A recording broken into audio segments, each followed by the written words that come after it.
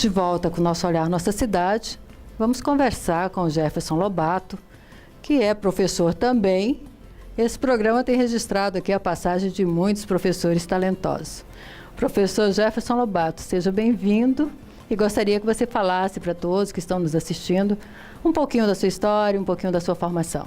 Primeiro, quero agradecer a oportunidade de estar aqui com o seu público, não é, prestigiando este grande momento de Aparecida e valorizando a nossa arte, valorizando a nossa gente. Isso é muito, muito bacana. Passei o dia todinho pensando nesse programa, pensando de como isso pode irradiar tantas coisas boas. Então, primeiramente, quero te agradecer.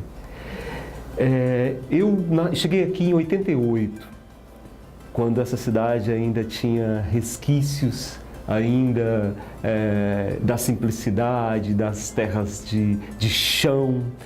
E de lá para cá eu vi a transformação dessa cidade em todos os níveis, na educação, no desenvolvimento.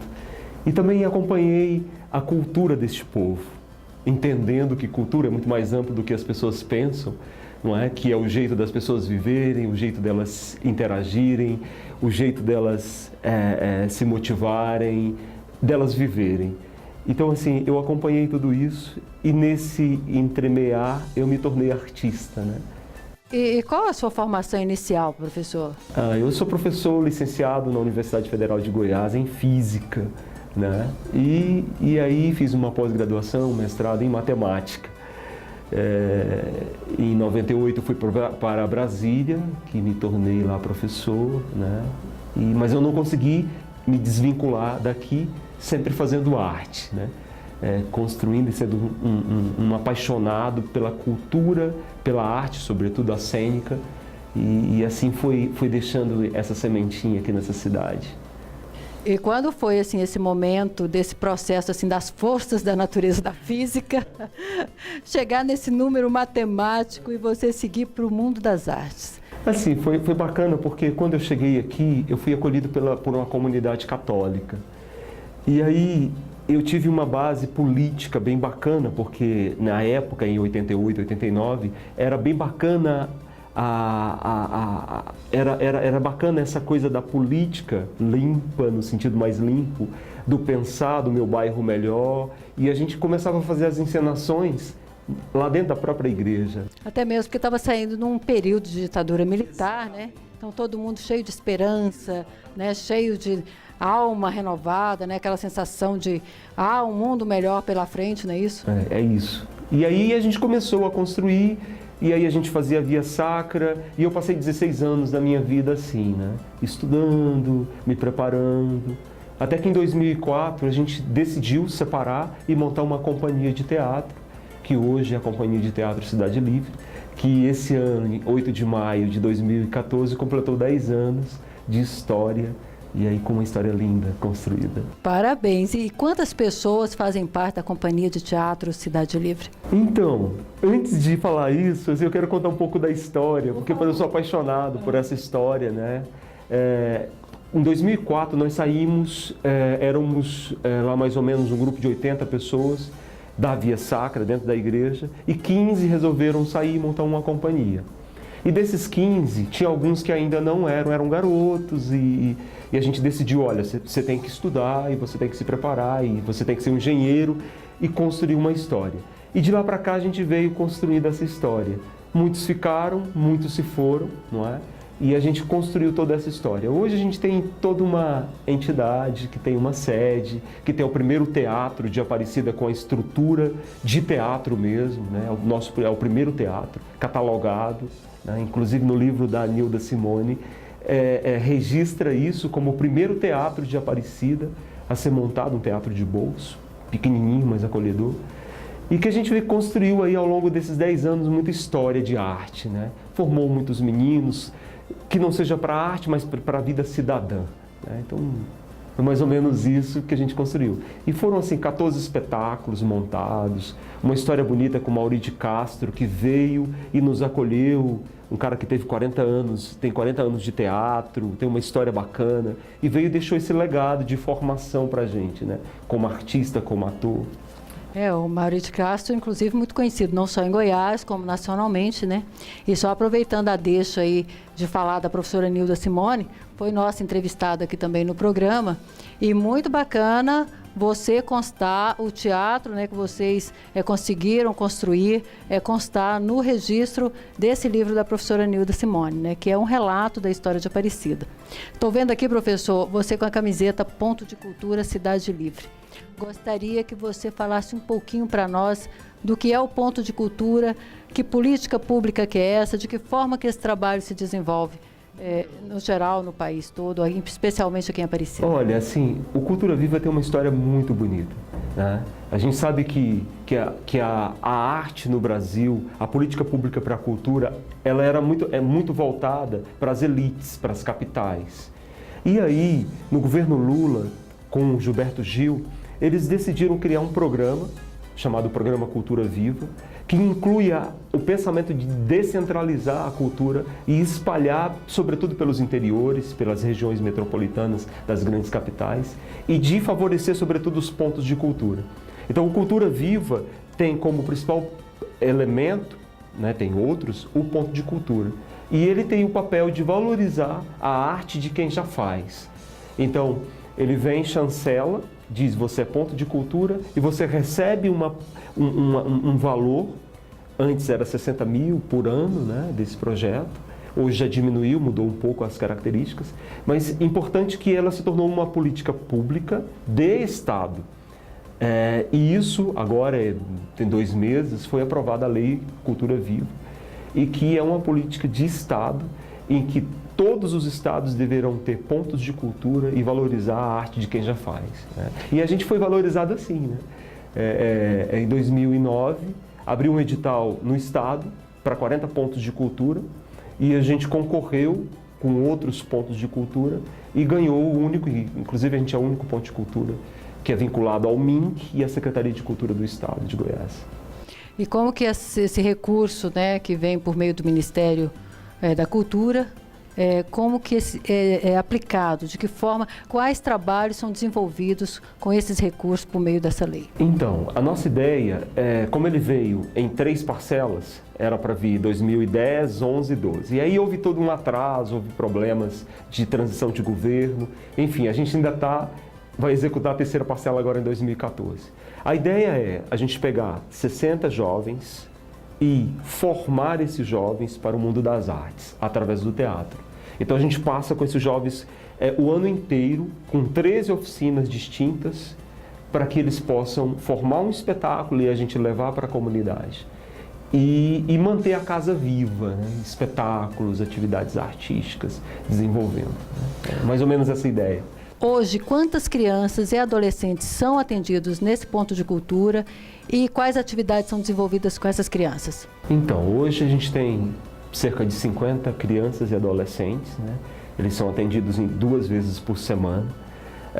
Eles recebem oficinas diversas de interpretação teatral, de teoria de teatro e, sobretudo, ligando 2 coisas importantes, que é a arte e o social. A gente tem esse viés desde o início da nossa formação, né, da nossa construção e das nossas finalidades estatutárias, de ter o viés artístico, mas nunca desvinculado do viés social, né? Então, a gente interliga esses 2. Então, esses 50 meninos são acompanhados à escola, a gente vai à escola, a gente conversa com os pais, porque senão fica a arte pela arte e a gente não deixa um legado com o adolescente, com a criança. Tem critérios de acesso para essas crianças, para esses adolescentes ingressarem nesse projeto? Assim, a gente parece paradoxal e parece até mentiroso, mas assim, a nossa ideia é sempre aqueles que são mais excluídos, né? Aqueles que têm mais dificuldade na escola, aqueles que são a menina que está um pouquinho acima do peso, o menino que é negro, que tem todas essas questões da sociedade, a gente resolve levar para dentro da casa e tentar, olha, não é por aí, a vida pode ser melhor, você pode ter dignidade, a gente começa a fazer esse trabalho bacana, né? É esse critério que a gente utiliza. Mas assim, a gente não exclui ninguém, né? Por exemplo, a gente tem lá meninos que, infelizmente, ainda passam fome e temos meninos de classe média alta. Então aí eles se misturam e lá todo mundo se torna igual, né? Que é esse pensamento que a gente sonha de uma sociedade diferente, né? Que possa pensar assim. E hoje vocês já atendem no máximo possível ou ainda tem capacidade para mais atendimento? Infelizmente a gente atende no máximo por questões estruturais, né? A gente ainda não tem uma estrutura, porque muita gente pensa que 60 mil é muito para um ano inteiro, mas quando você dilui isso ao longo do ano não é nada, para você manter toda a estrutura. E tem partes do projeto do Ponto de Cultura que não pode ser atendido. Água, luz, telefone. Então, isso... Alimentação, como alimentação? Pois é, alimentação também. Né? Então, assim, a gente tem essas dificuldades em manter. Por isso que a gente não tem, não pode atender um número maior e a gente prefere a qualidade à quantidade, né? E tem contrapartida da sociedade no modo geral? A população contribui? É feita essa abertura para que as pessoas conheçam o projeto, contribuam também para que ele aconteça? Sem dúvida, assim, a gente, devagarzinho, a gente tem, sobretudo os pais que participam, eles frequentam bastante isso, né? E aí oferecem essa gama de ajuda que é muito bacana. Então, assim, por exemplo, a gente é obrigatória a presença dos pais uma vez por mês. Então, os pais eles vão apresentar alguma coisa, vai ter uma reunião, vai ter uma conversa com os psicólogos. Normalmente, o último sábado do mês, os pais, as crianças, a comunidade se reúnem para poder dialogar e dizer, olha, meu filho desenvolveu, meu filho não desenvolveu, e acompanhar esse trabalho. E já é possível perceber que esses pais, que essa sociedade já dá o devido valor à arte, da importância dela na vida dessas crianças, que a vida não é só o pão, que a arte também faz parte? Sim, sem dúvida, sem dúvida. Quando a gente, assim, normalmente a gente consegue lá com a Companhia Bandeirantes, está apresentando lá no Madre Teresa Garrido. A gente vai lá e leva um ônibus e os pais vão juntos. Então a gente faz questão dos pais irem. E aí já há essa cultura de alguns irem por conta própria. Então, quer dizer, já é uma formação extra, uma formação a mais do que tem sido. Já andou bastante, já, esse processo já evoluiu. Não é?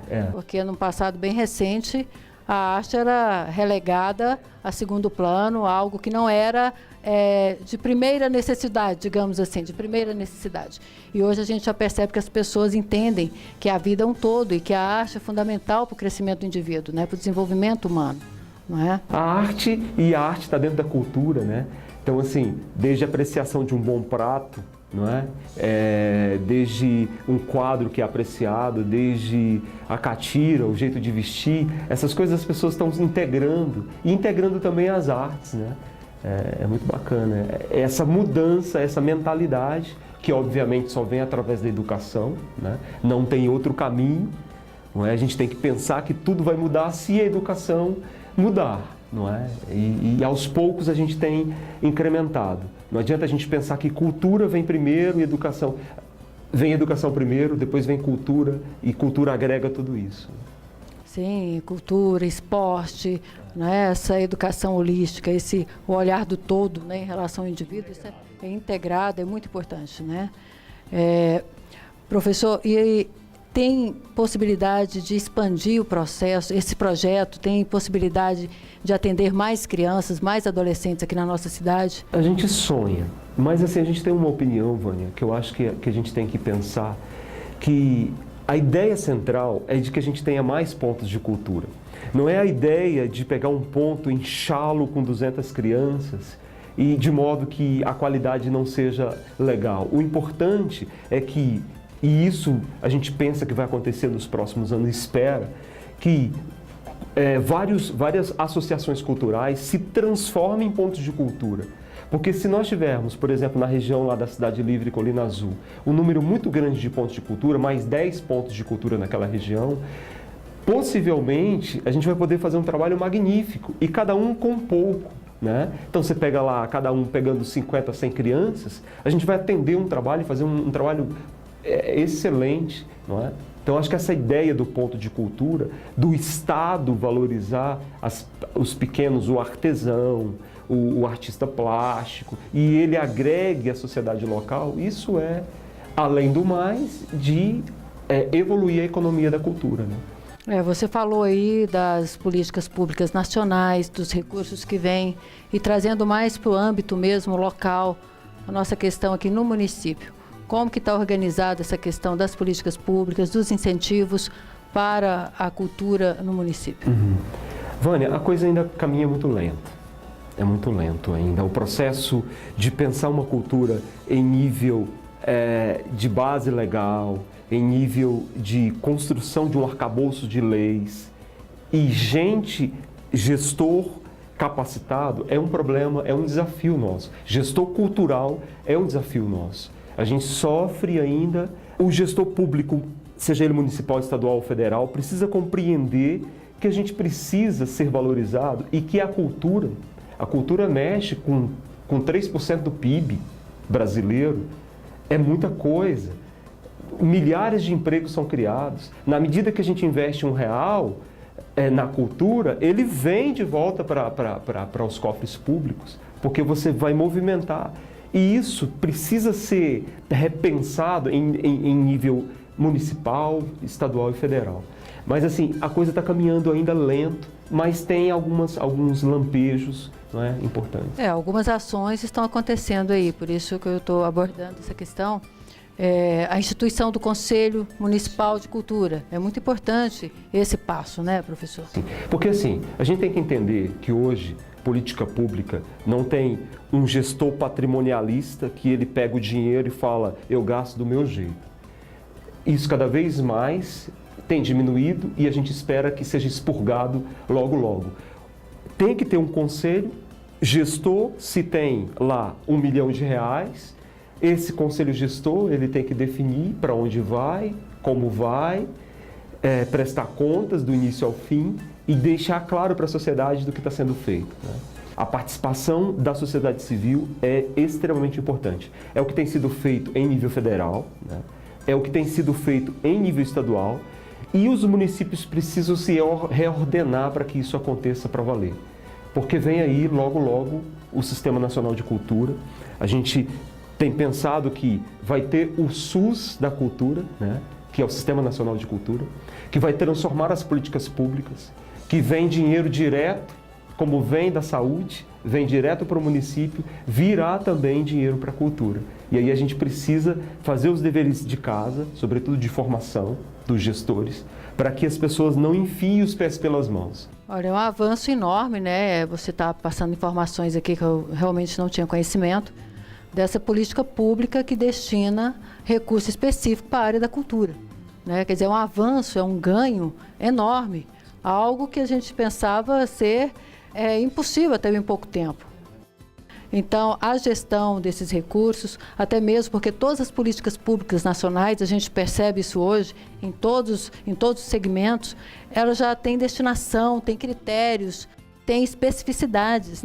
Hoje, nenhum recurso público, até mesmo porque esse recurso público é o dinheiro dos impostos de todos nós, que na verdade são revestidos para os municípios, nenhum recurso hoje ele sai sem destinação específica. Inclusive, a prestação de conta de cada centavo hoje de recurso público ela tem que ser na íntegra, não é? E a participação da sociedade civil, né? Importantíssimo. Então, não é? Porque assim, dentro da escola, por exemplo, chegou uma grana para a escola, a verba da escola, não é só o gestor, o diretor que vai mandar, porque você tem que ter um conselho gestor e que ele vai ter um plano de trabalho e que esse plano de trabalho vai ser executado e que o conselho tem que avalizar, não é? Então, assim, acho que do mesmo jeito vai acontecer com a cultura, a gente espera que essa mudança aconteça. Agora, Vânia, eu queria falar uma questão que eu acho importante, que a gente tem que cobrar também, não só dos gestores públicos, da administração pública, mas cobrar também dos artistas, dos fazedores de cultura. Porque a gente ainda, e eu digo isso por nós que também estamos aprendendo, a gente precisa se profissionalizar. Quando eu digo se profissionalizar, é no sentido da gente ter fundamento no que fala, fundamento no que faz, história para contar, integração com outros veículos de cultura, né? Não ser fechado em si.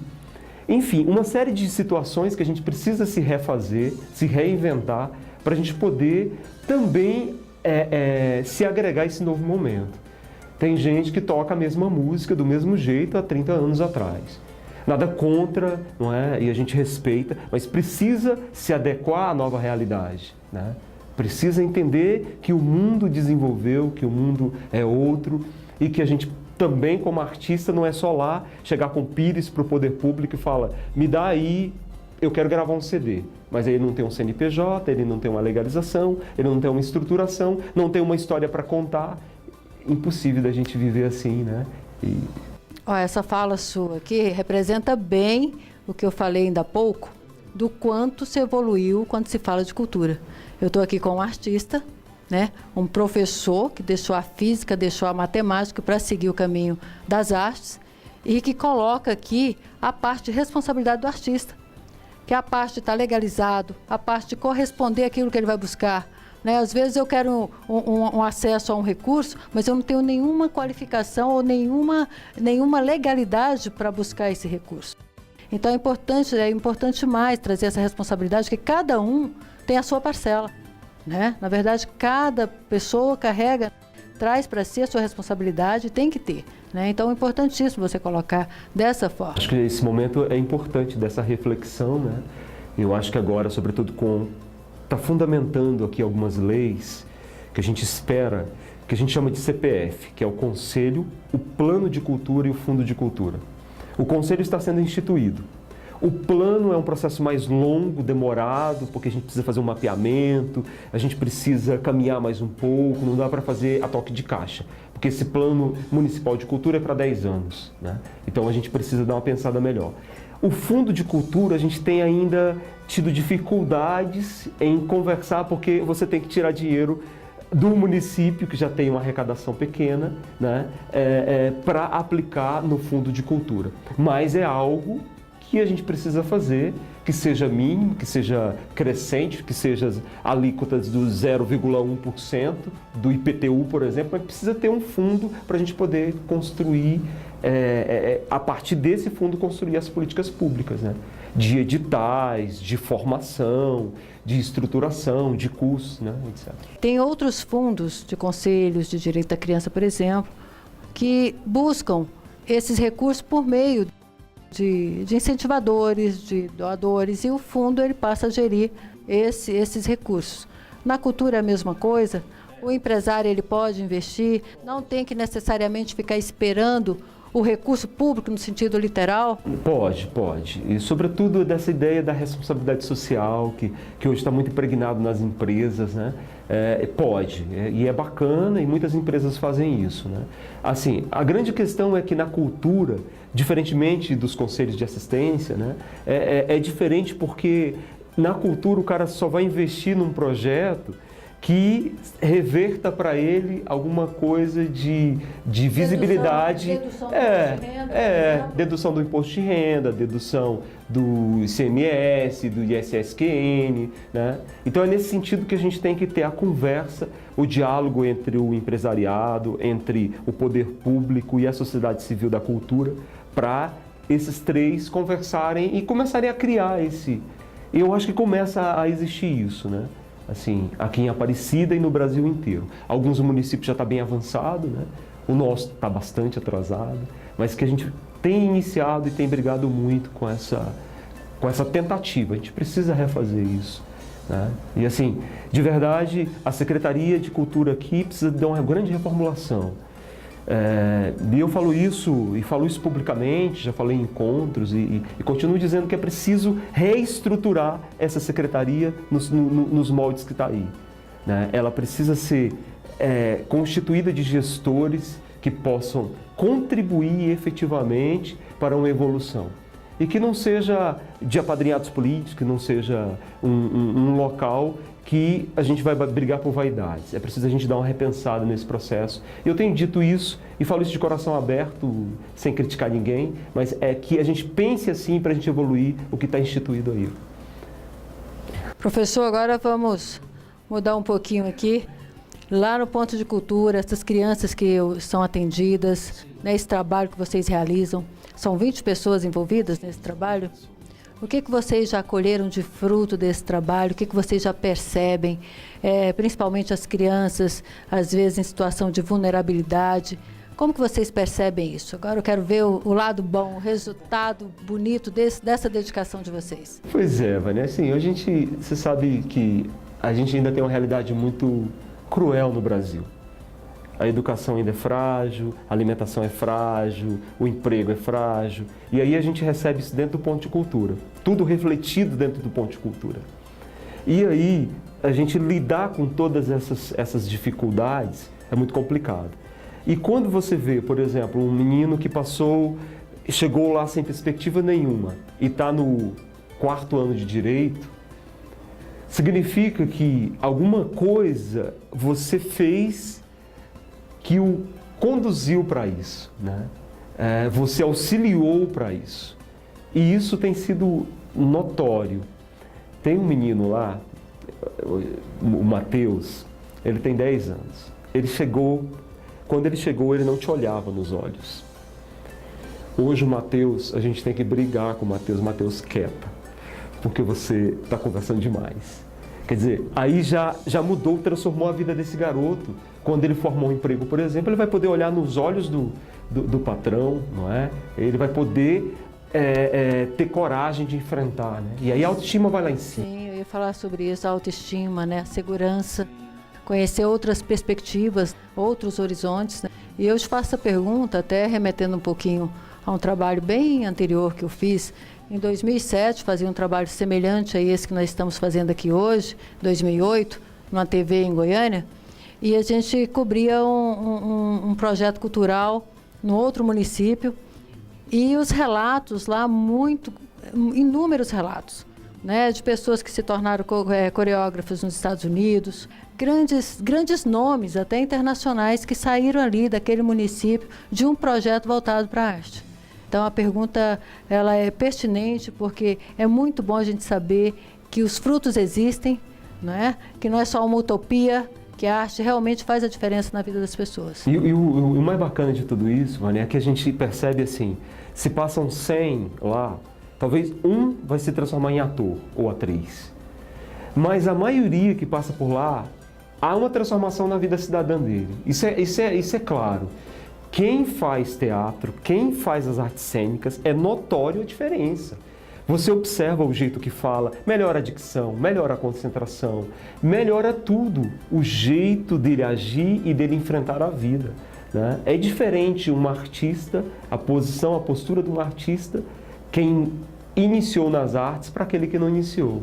Então ele tem segurança na fala, ele tem segurança no respirar, enfim, tem todo um trabalho de corpo, de mente, que é extremamente importante para a vida. Sim, propicia, né, para essa criança, para esse adolescente, ali várias situações hipotéticas onde ele consegue desenvolver a capacidade de interpretação, de se colocar em várias situações que não é aquela real dele. Então ele consegue às vezes, por meio desses personagens todos, ele se constituir e ampliar o universo dele de compreensão, né? E além do mais, o poder de visualizar, de criação é imenso. O poder criativo, para quem lida com teatro, a mente da gente viaja 24 horas, não é? É muito bacana. E você pega um adolescente, um jovem, ele viaja numa velocidade extrema, né?